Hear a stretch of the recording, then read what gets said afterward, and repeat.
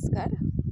आज आपण अशा एका ठिकाणी बसलेलो आहोत निसर्गाच्या सानिध्यात, जे आपला भोरचा भोरदरा आहे. अशा ठिकाणी तुम्हा सगळ्यांना एक विनंती आहे की आपलं शरीर हा देह हा एक सोन्यासारखा आहे आणि याची जपणूक करणं, याची निगा राखणं हे आपलं आद्य कर्तव्य आहे.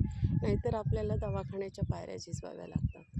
त्यासाठी तुम्हाला फार वेळ नाही द्यायचा आहे. एक 15 ते 20 मिनिट तुम्ही जरी वॉकिंग केलं, जरी चाललात, कुठलीही ॲक्टिव्हिटी केलीत तरी त्याला तुम्हाला शरीराला तुमच्या पॉझिटिव्हिटी येते, तुमच्या मसल्सची स्ट्रेंथ वाढते, स्टॅमिना वाढतो.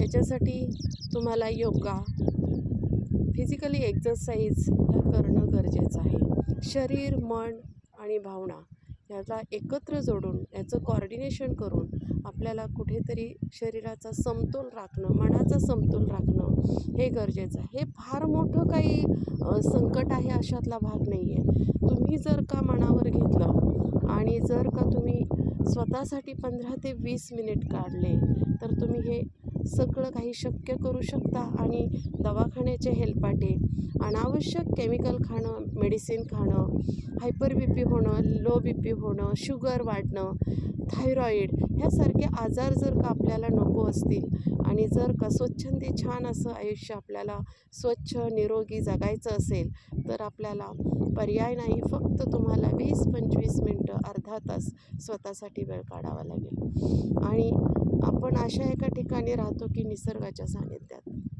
याचा थोडा तरी फायदा घ्यायला हवा की आपल्याला हा जो निसर्ग आहे, हा जो ऑक्सिजन आहे, हा काही विकत घ्यायचा नाही आहे, हा आपल्याला मिळतो आहे. आणि ह्याच्यासाठी फक्त आपला टाईम, वेळ काढणं गरजेचं आहे. झोपावं किती तास? 6-7 तास खूप झाले झोप तुमची. तुम्ही थोडा वेळ जरी काढलात तरी तुमचं आरोग्य, निरोगी आरोग्य जगण्यासाठी ही गुरुकिल्ली तुम्हाला अतिशय आवश्यक आहे. आणि ही गुरुकिल्ली तुमच्या मनावर डिपेंड आहे. मनावर घेतलं तर सगळं तुम्हाला शक्य आहे.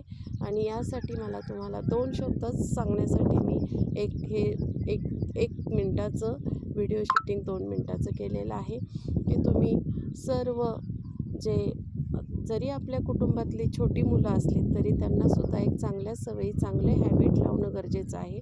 स्ट्रेस मॅनेजमेंट होणं गरजेचं आहे की दिवसभर वर्गामध्ये त्या एका वेगळ्या पोझिशनमध्ये मुलं असतात, प्रेशरखाली मुलं असतात, त्यांच्यावर सतत बंबार्डिंग केलेलं असतं, अभ्यास कर, अभ्यास कर, अभ्यास कर.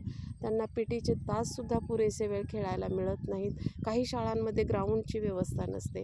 तर आपल्या पाल्यालासुद्धा आपल्यासोबत थोडंसं फिरण्याची सवय, थोडा योगा करण्याची, थोडा एक्झरसाईज करण्याची सवय जर पालकांनी लावली तर उद्याचं भवितव्य हे आपल्या हातामध्ये आहे. आपली ही राष्ट्रीय संपत्ती म्हणजे आपली मुलं आहेत. उद्याचं हे उज्ज्वल भवितव्य घडवण्यासाठी ह्या मुलांना एक चांगली दिशा देणं हे पालकांचं कर्तव्य आहे.